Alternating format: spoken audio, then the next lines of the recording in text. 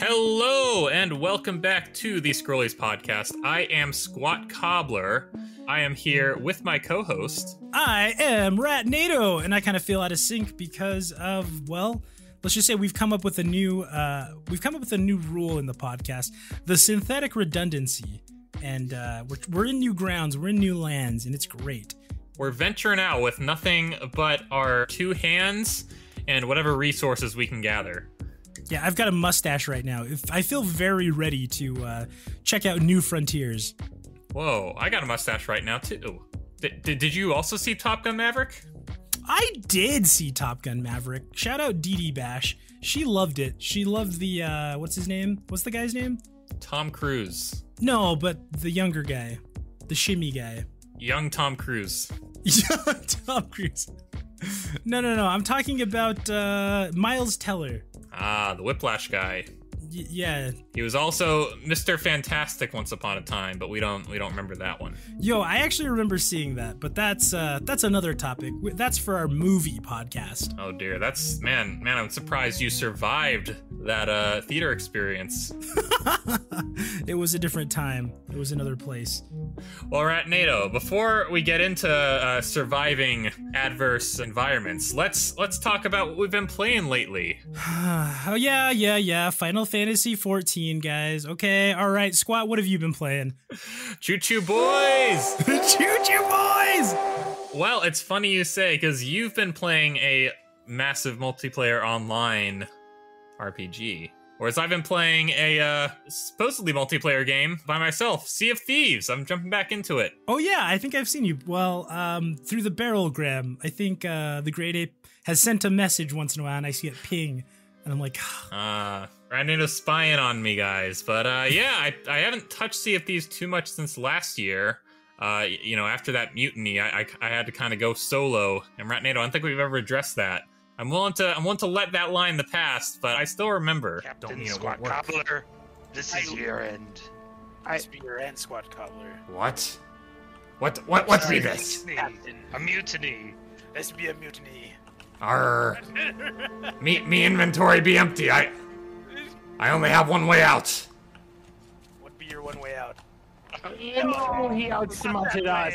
Shoot him, crew. the mutiny. Look, I just knew that it was going to go one way or the other. The crew was going to mutiny no matter what. And it was either you or it was me. And you and McButch are family, so I had to strike fast. We patched things up pretty quick. You know, I gotta say, guys, this is why you don't have two captains. It's just inevitable. One of them's gonna mutiny the other, especially on a pirate ship. But yeah, I'm having fun with it. They're about to. I guess I'm trying to get good at it before a new update launches and all the players come back, because they're finally releasing an update to be a captain of your own ship. Ooh. Which is something I kind of thought was in the game already, unspoken, because we kind of elected each other captain. But I guess this is an actual title. You get to name your ship. I've been playing solo on a sloop, which is a little boat. I've gotten a lot better than last year at kind of doing everything, because it's such a tiny boat and you can kind of get everywhere quick. But I feel like I'm learning the mechanics there, refining my skills, and gathering a lot of booty. I mean, treasure. Of course, naturally. What else would that mean? So yeah, playing Sea of Thieves, having a good time at that. If any of you have Game Pass or otherwise own it on the Xbox or the Steam, let me know, because I'll be a captain soon, and if you're part of my crew, you'll automatically be my first mate, because I got no one else.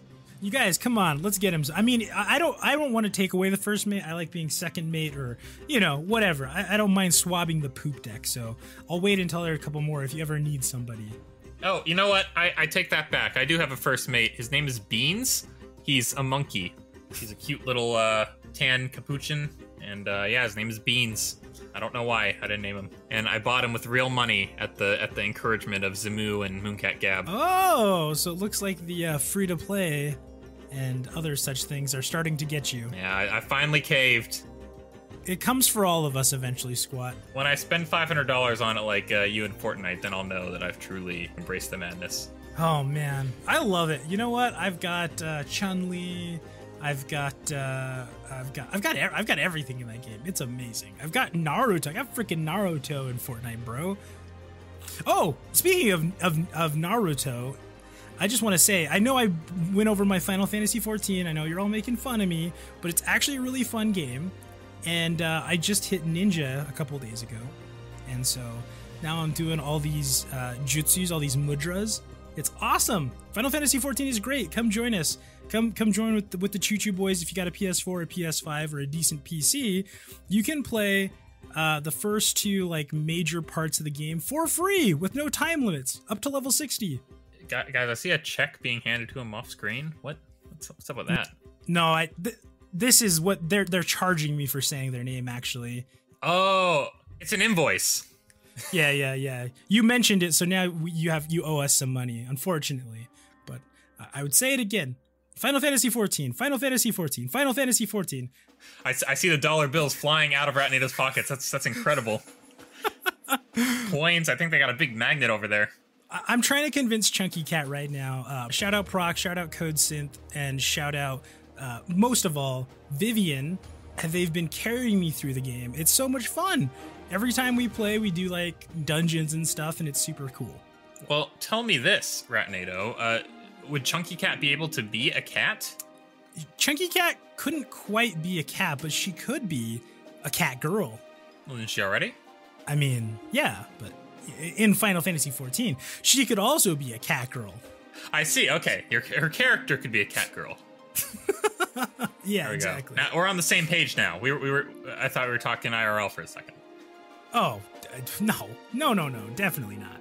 All right, everyone. Well, there you go. If you want to be our friends in Sea of Thieves or Final Fantasy XIV, respectively, you know where to look. The Rat's Nest Discord. You can join us, and you can help us to survive. Yeah. Speaking of surviving, man, we're all doing it, aren't we? Each and every day. Oh, Lord. I'm proud of each and every one of you. Yeah, you all made it to today. Good job. Hats off to you. But tell me, Ratnado, what happens when you don't just want to survive in real life, you want to survive in a game as well? Yo, that sounds like a dream. It's like testing myself and pushing myself to the limit, but also I can still eat ribs while I'm doing it and maybe drink a beer. Yeah, and you have none of the negative repercussions of doing so. I'm not going to get scurvy. I'm not going to lose an eye. It's pretty sick. But how does one do that, Squat? Well, you see, you'd have to play a game with a survival mode. Or even a survival game. You see, Ratnado, it's this pretty nifty feature in games like Minecraft and even Skyrim now that allows you to do all the fun things in video games. Yeah. With all the downsides of real life. Oh man, what I needed more in my escapism, some more realism. Some are better implemented than others, if it's not clear. You know what? Fishing, man. Fishing in Skyrim was just game changer. Oh, that's not even what I'm talking about, but we'll get there. We'll get there, folks.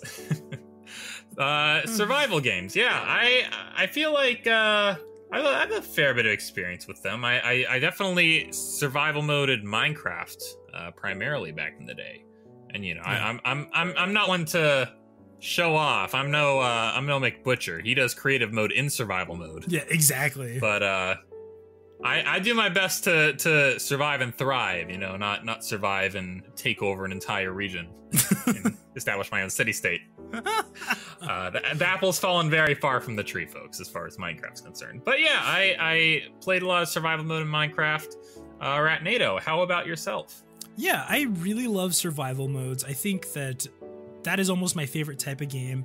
I like PvP's fine, single player's fine, but one of my favorite things is co-op and just getting a bunch of people to push in the same direction. It's so fun, so cool, everyone gets their roles, and we're all working together for a common goal. I love me a survival game. Yeah, especially when the resources are running low. You gotta go out, you gotta farm, you gotta tend to the pasture, you gotta raise some cattle, you gotta build yourself a house. It's just like all you got is your own two hands and the help you bring along. Yep.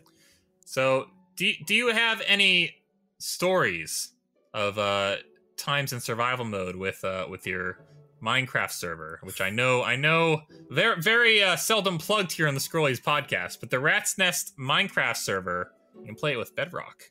Yeah. Come play it. It's actually really fun. I check on it like once a week. I go in for like an hour and work on my little fort there. But I think Minecraft was like my first real like awesome survival mode. And I think the first person I ever played Minecraft with was Chunky Cat. Wow. Yeah.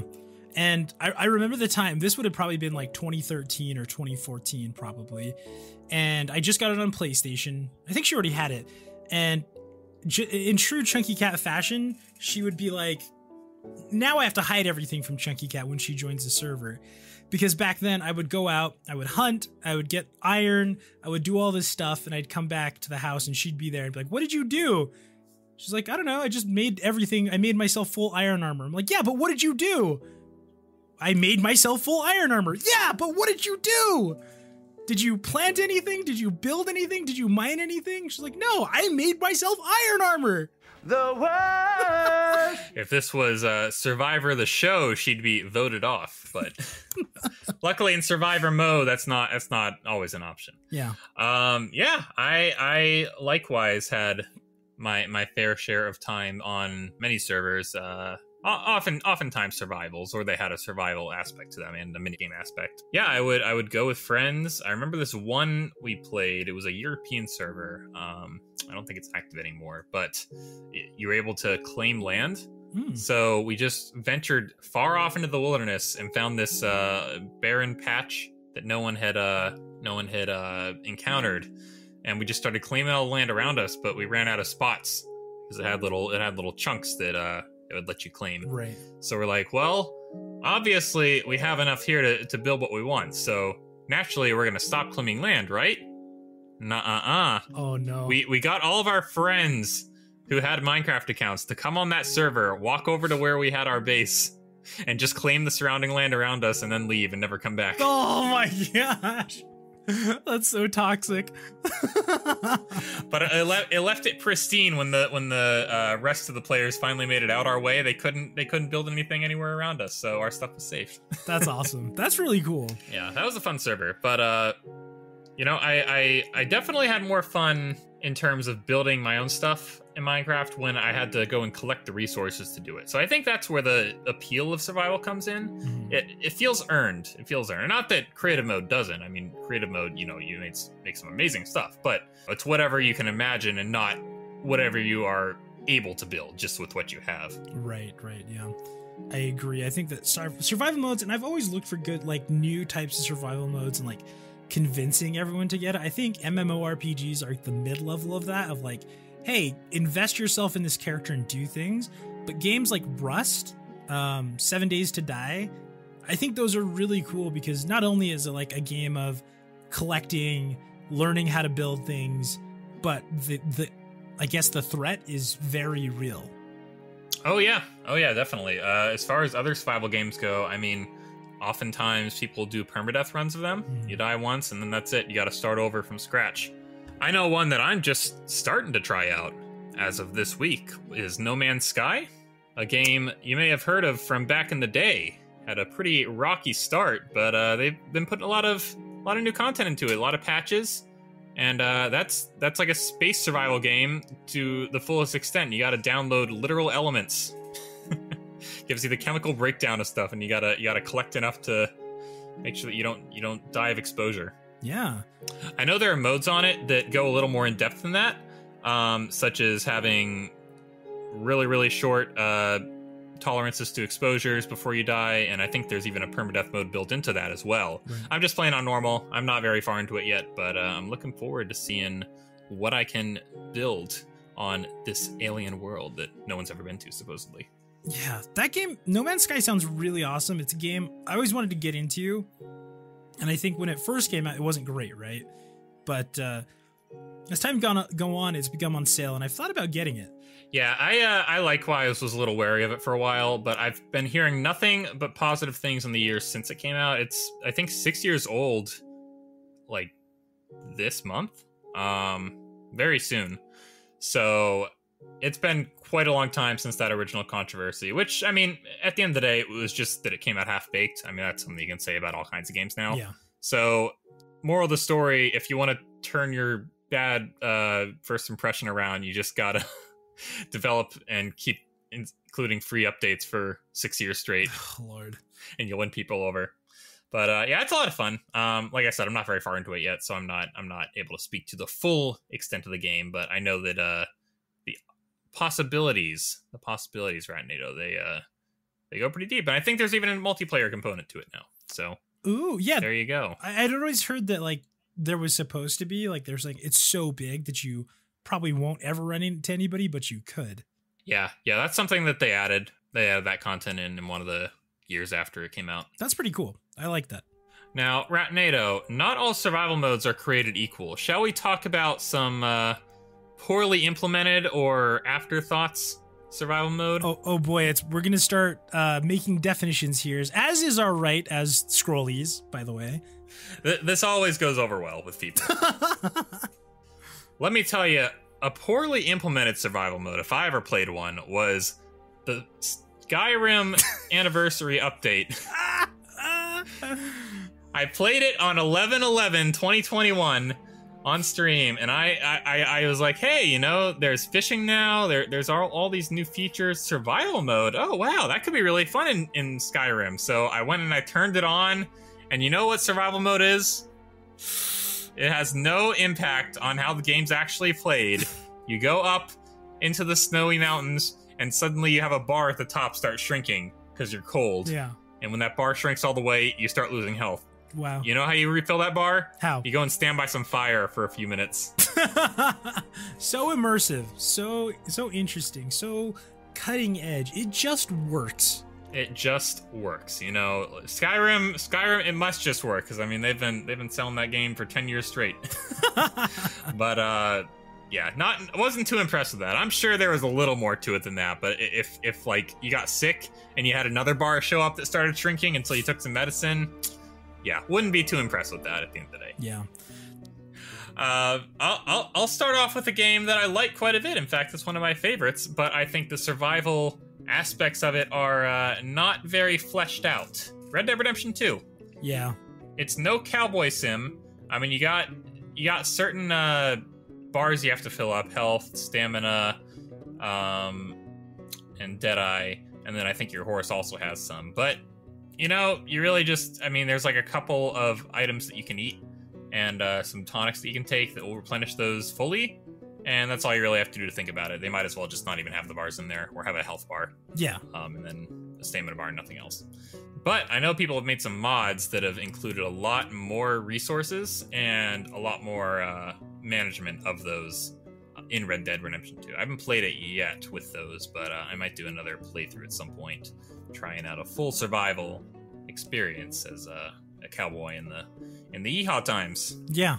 That is kind of truly the thing about survival games is they balance on such a precarious edge of being realistic and fun. Like, that's such a huge precipice to cross of just being able to sit there and take a game and say, let's make a mechanic that could kill you if you don't pay attention to it, but not make it annoying. Like, I don't know, do you feel that Red Dead does that pretty well?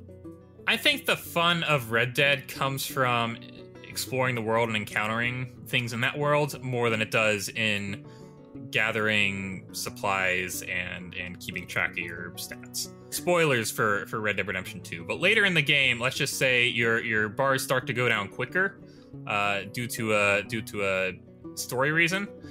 And in all honesty, I wouldn't have even noticed that it was having an effect on me, except that I read that online. I'm like, oh, okay, yeah, I guess I am healing a little slower. I guess I lose my health a bit quicker if I don't replenish too often. But it's not a very in-depth system in and of itself. But you know, that's not really what the game is supposed to be. It's not a survival game. It's a action adventure role-playing game. Right.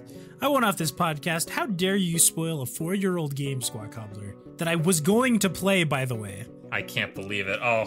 You know, you got your start in December. I should have known that you'd be making your way through it all these months later. I apologize, Ratnado. I apologize, listeners. No, that's good. I guess that's right. I think what you're saying is, I don't know. I think that's cool when games can do stuff like that. And that's kind of a thing too. Like when I look at Red Dead, I wouldn't think of it as a survival game, and it'd be weird to. I don't know. Survival games to me are it's such a small definition because it kind of requires that. Like you kind of take the things that are not so fun about an end of the world scenario and make it interesting and cool. But I guess, in the 2010s, we had a lot of fascination with that for some reason. Maybe we were prepping ourselves, Maybe so. But there's a lot of games like especially in the zombie genre. And I think it's because zombies just make such a good enemy for that. And the thing that gets me so excited about any survival game is working together and fighting a common threat. And so games like 7 Days to Die. I want to get into Daisy. I want to play Daisy really bad, but I don't think it's not quite what I'm imagining in my head. And then I remember playing State of Decay. That game was really fun too. I guess you could define that a little bit as a survival game. I don't know if you've ever seen State of Decay. I have not. I've seen Dying Light 2 though, played by one sports game guy, Teodafa. SqatCobblr.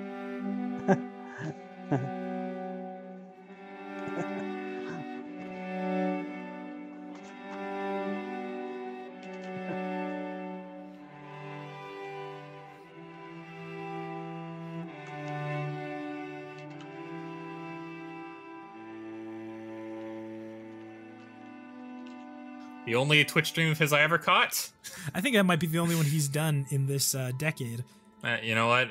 Hopefully that doesn't continue to hold true for another 8 years, but I guess that remains to be seen. Yeah, I think the zombie genre, it basically spells out, hey, these are survivors, so they gotta survive in the apocalypse. Yeah, it's weird. I don't know why the 2010s were so hyper-focused on the zombies. I guess it was kind of going off the vampire craze of the 2000s, maybe, but who knows? Yeah, who knows? Zombies are such a good enemy for video games, though, because you don't have to think about it. There's no moral complications, but it's also kind of like, it's something squishy. It's not like a robot. You point and shoot, and guts blow out instead of gears. Now, maybe killer robots will be the 2020s main villain, Ratnado. Uh-oh, watch out, Ultrajonic. The raccoons are about to get in the circuits and activate the insta-kill. Robots would be fun, though. I don't know. Yeah, I think one survival game that I got into really big last year, I think kind of around this time last year, but didn't end up finishing because it got really hard to play alone, is, I mean, that's perfect for a survival game because you kind of need other people, is Valheim. Ah, yes. Yes, it's Minecraft with Vikings. Yeah. It's a little bit prettier. It's not quite so blocky, and so it's it's a little easier to like immerse yourself, I guess. Doesn't take much to be rounder than Minecraft. And it's not that much rounder than Minecraft, but a little bit. A little bit. Tell me what you thought of Valheim. I remember you were playing that a lot around the unfortunate death of one Doobie Teen. And in fact, you named your character after him. You went to Valhalla. Wow, that's crazy. Yeah. Doobie Teen's been dead for a long time. Yeah, rest in peace. Rest in peace, Doobie Teen. Rest in peace, Doobie Teen. I think we didn't do anything for the anniversary of his death. Oh, well, he's gone, but forgotten, I guess. Yeah, we forgot him. I'm sorry. Sorry, Doobie Teen. I'm gonna pour one out for you.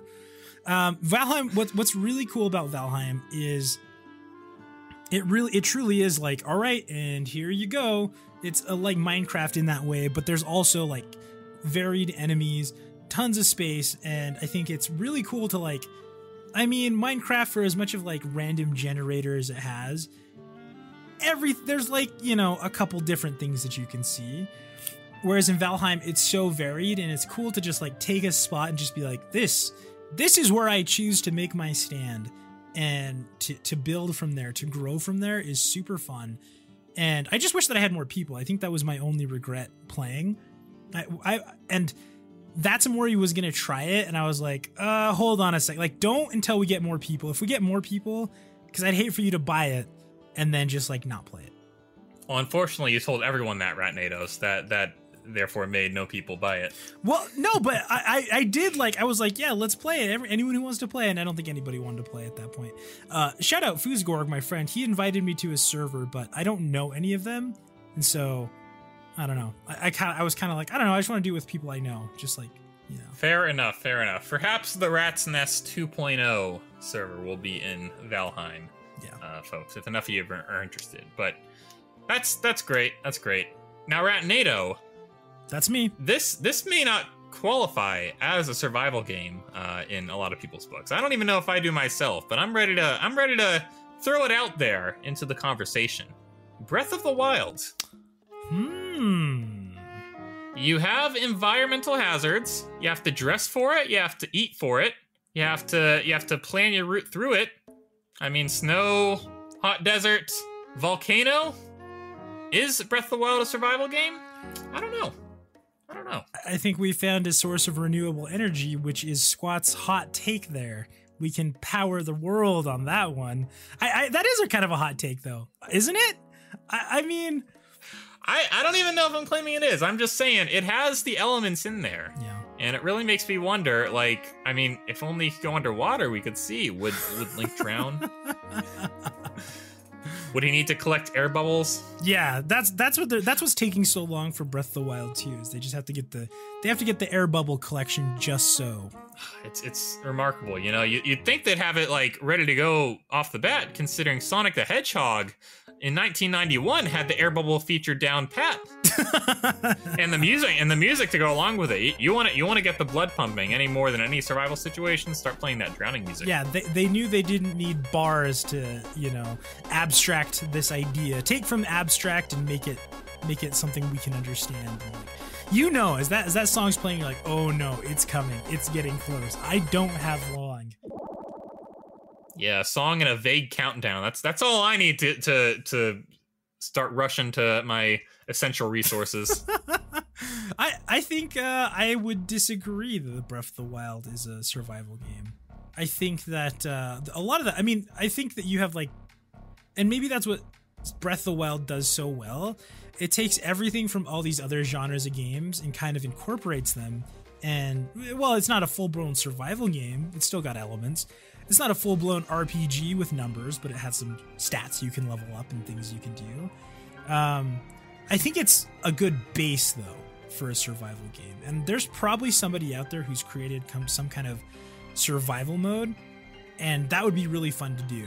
Like, imagine everything you can do in Breath of the Wild, except now there's other players and more threats that you have to deal with. And now not only are you just cooking because, you know, you need to refill some hearts, but you could die if you don't find some food. That would be really cool. It would be cool. I wouldn't be shocked if there's some mods already in existence, but if not, everyone, I suggest the next time you play Breath of the Wild, if you haven't already done so, turn off the HUD. Just play with the hearts in the top corner and nothing else, because everything you need to be communicated about in that game, as far as Link's environment, his standing in that environment, it's all communicated to you. In the animations, in the feel, in the world. That's what I'm thinking. I'm thinking kind of along the same lines. It's a base, but it's not a fully fleshed out survival system. Maybe in the sequel, maybe in some mods, we'll see that fully developed. But it is kind of an amalgamation. Breath of the Wild's hard to put in a box. Yeah, that's why everyone loves it so much, because it's either here nor there. It's anything. It's whatever you want it to be, and that's what's crazy, because it's so huge, and it's also so small. So huge and so small, just like Link to Chunky Cat. Oh man, that's why I always told people love it, because Link's hot, and I'll just take your word for it there. But yeah, Chunky Cat does love her Link. As we found out in episode 11, Chunky Cat has those feelings very strongly. But we won't rehash that. We wouldn't dare rehash that. Yeah, we'd have to edit around it. She was very graphic, very detailed about Link and her love for. And I don't have that kind of time in my life to edit like that again. Yeah, if we want this podcast to survive, we best not bring up the Link hotness factor once more. Well, this is what I'll say. I think survival game is any kind of survival game. The ideal would be to get a bunch of cool people to have a very difficult challenge and to have to work together to survive. That to me is the ultimate survival game, because I think like a single player survival game is just like, it's like I'm just doing this arbitrarily because some numbers tell me it's bad. Whereas when you have people involved, it's like you have a role, there's something you have to do or people die, which I find very interesting as far as like dynamics with people. And that's what makes it dramatic and fun to me. As opposed to collecting resources in order to make it easier to collect more resources, you bring in that community sociological factor. I get that.